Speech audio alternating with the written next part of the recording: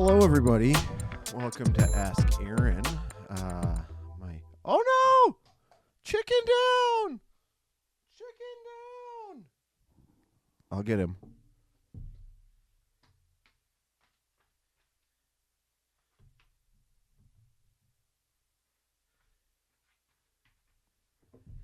He has been rescued. Everything is back the way it should be. The world, everything is right with it. All the things. Here we go. These are my views, not the church's. I hope they agree. It's nice outside. Continue the comments, conversation below if you would like to do that. That'd be great. Whew. That was a close one. How you doing, old Red? He's fine. Okay. I gave a message called Strangers in a Strange Land. You can watch it, hillcityhudson.org/media, Facebook, YouTube, or the app. It was about what people who are Christians should do in situations and in times when non-Christians are the people in charge. So here's the first question. Are you saying civil disobedience is okay sometimes? And I guess that's going to depend on what you mean by civil disobedience. If you mean having a sit-in or a march that doesn't break the rules of law in your county, state, or country, if that means doing something to draw attention to an issue, but you're not doing something that's against the law, yes. And here's my caveat with that whole against the law thing. You're not supposed to break the law of the places you are unless that law breaks God's moral law. So if there's a law that says you need to murder someone in order to stay alive, then you shouldn't do that because God's law says thou shalt not murder. So in that case, yes, civil disobedience is okay. If you are, breaking the law, like people who sat in restaurants or other places during the civil rights movement did, I think that is a noble cause, and God is for that. If you are, marching for a cause that is biblical, 100%, that's okay. You shouldn't be endangering yourself or endangering the lives of other people. You should follow the proper procedures, and you register with your county government or whatever you do in order to make that all on the up and up. But yes, there are some times when the people in positions of power make laws that go against God's law, and then you don't follow those laws, right? Shadrach, Meshach, and Abednego did not bow. Daniel got thrown in a lion's den for being disobedient. So there are times when God's moral law calls you to be obedient to it over the laws of your country or your state or your local living area. That being said, those things are few and far between, and we should not just go out looking for reasons to be disobedient, because God's law also requires us to listen to the leaders that God has allowed to be in power. So, I don't love everything the government does or stands for or believes in, but if it doesn't go against God's law, then I don't need to or get to be disobedient to it without cause. So, next question. It's a good question. How can we see what the enemy is doing? We talked about the fact that Christians have an enemy, that Satan exists, and Satan can't read your thoughts, and Satan can't make you think things, but Satan can do things. And what Satan loves to do is sort of lay traps, right? He knows that guys and girls love each other very much and are attracted to each other. And so, pornography is a trap. It's a thing that's put out into the world knowing full well that it will draw your attention away from God. There are, other situations and circumstances that are just the same. Maybe for you, it's the fact that, you can't stay healthy. And so You wind up in a place where your life only allows you to eat fast foods, right? Like, there's a choice. You don't actually only have to eat fast foods in the same way you don't have to look at pornography to satisfy an urge. And so there are always going to be choices, but when you start to feel overwhelmed, when you start to feel as though you are being tempted, you are being put in a position to do something that is not of God, I think you can see the enemy at work. Now, does that mean that everything that is bad that comes against you is the enemy? No. Is the fact that McDonald's exists the work of Satan? No. Somebody wanted to offer food at a faster pace and at a reasonable price, and the results are not great, but it's not the work of Satan that McDonald's exists. There are other ways that we can see the enemy at work, and that is when people are actually out there doing things that are anti-scriptural.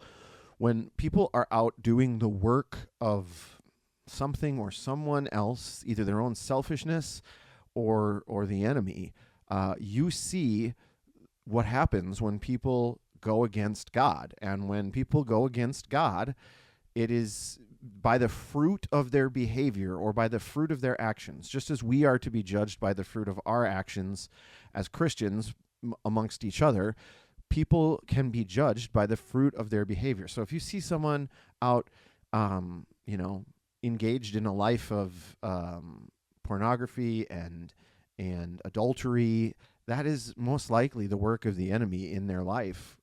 Not causing them, forcing them to do things, but laying traps and, tricking them into doing things. If you see someone involved in a life of drug addiction, that is probably most likely the work of the enemy in their, if you see someone who's just, brutal to people, mean all the time, someone who beats their children or wife or whatever, like, this is the work of the enemy in people's lives. Now, again, he doesn't cause you to, he doesn't make you think things, but he lays traps. He makes you think this is the best way, this is the way it should be. And this original trap, right?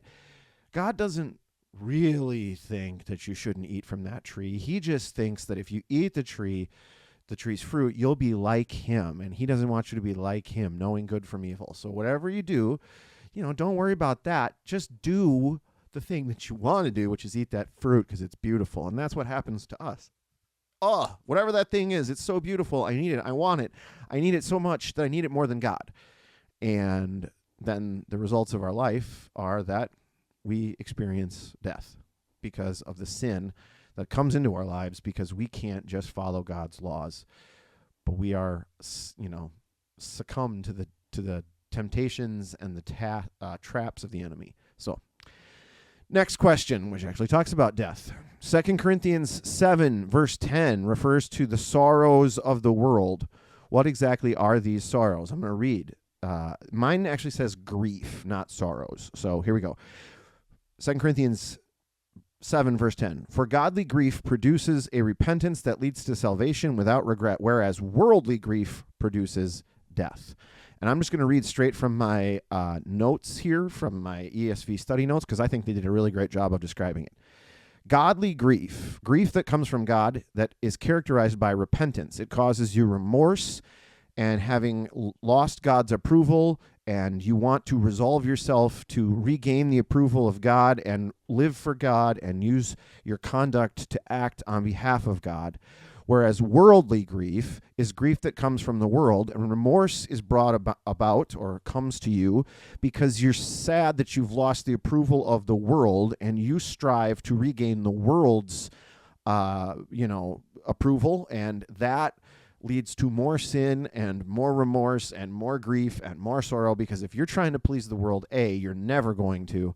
There's always going to be somebody prettier, faster, stronger, smarter, etc.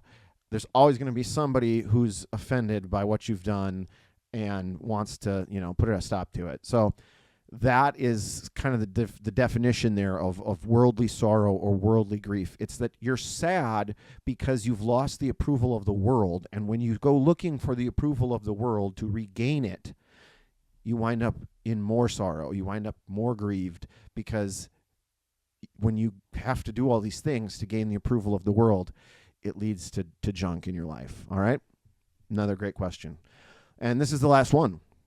I talked a lot about the Babylonians and other people being afraid that the Jewish people would multiply. I talked about that with the Babylonians. I talked about that with the Egyptians. I talked about it, in a lot of different senses. These places where the Israelites go in exile are always afraid that the Jewish people are going to multiply and gain power or stature and become more in charge. And the real reason for this, I think there are two questions. So the question is, why were people so afraid of the Jews multiplying and becoming more in charge? I think there's two answers. The first answer is this: nobody likes to lose power, right? Everybody wants to keep power. And when you're at risk of losing it, you often will do whatever is necessary to keep it. One of the main stories of the Easter season that we have coming up here, the Lenten season that we have coming up here, is that Caiaphas, the high priest, and the Pharisees didn't want to lose the power that they had over the Jewish people. And so, no, Jesus can be the Messiah, because if Jesus is the Messiah, then we have to bow to him, then we have to worship him, then we have to submit to him, whereas everybody right now is currently submitting to us. So nobody wants to lose that power. And in the same way, the Jewish people, were slaves in Egypt. They were exiled to Babylon. They were prisoners. They were seen as less than human in a lot of ways. And so in a lot of cases, God's people are seen as less than human, and they are the people in power, no matter who they are. Egyptians, Babylonians, Israelites, when they had people in their captivity, people who are in power want to stay in power. And they want to be in power because they think they're right, or they think that this is the best way, and it's always the best way for them, right? Because they get to make every decision. It's the same way with marriages and parenting. And if you're only in it for the power and to stay in power and to be in charge, not only is it not working well for you or the people under you, but it's not the way that God designed those relationships to work. So people are afraid they're going to lose their power. But the second reason I think that people were so afraid of the Jewish people becoming more in charge is this. The Jewish people had a very different way of worshiping and a very different way of living for God than many of the places. They had different customs. They had different traditions. And so often these countries that take them in or exile them are afraid that they will overtake their customs and their traditions, and everything's going to become just like what the Jewish people do. We're going to have to worship the God that the Jewish people worship. We're going to have to do all the things that the Jewish people do, because the Jewish people are going to become in charge and take us over and stop us from being allowed to be the people we want to be. And so, that again is tied to the first one. Like if you want to celebrate your traditional holidays and you want to worship the gods you want to worship, and then somebody coming in is going to tell you to do differently, or that truth is different than what you think it is, and you don't want to hear that, you don't want to do that, then you do whatever you can to keep them down and out of power. And for a very, very, very long time, God's people have been subject to other people telling them that they're not smart enough, they're not good enough, they shouldn't believe what they believe, their customs are dumb, whatever the case may be. There has been just a very rough go of it for God's people over the centuries and the millennium. So I don't think there's anything really more to it than that. I don't know that these people saw Jews as less than human in the same way that perhaps, Hitler and the Nazis did in Germany when they, sent them to the concentration camps and caused them to die in mass quantities during the Holocaust. I don't know that. I mean, maybe. I haven't done enough historical research to know, but what I do know is that they didn't want to give up their power, and they didn't want to follow the traditions of God's people. They wanted to follow their own. And so did they see them as less than human? Yeah, because they saw themselves as better. So if they're humans, then if they're better than God's people, then yeah, they saw themselves as better, and they saw the Jewish people as less than human, but perhaps not in the same way as when we talk about historical Holocaust and stuff like that. So anyway, these were great questions this week. My flock, my gaggle of chickens has remained, and no one has sent me a new one yet. So Easter's coming up. You know what to get your pastor for Easter. Thanks, as always, for asking, Aaron. I'm giving another message on the Even in Exile series this coming week.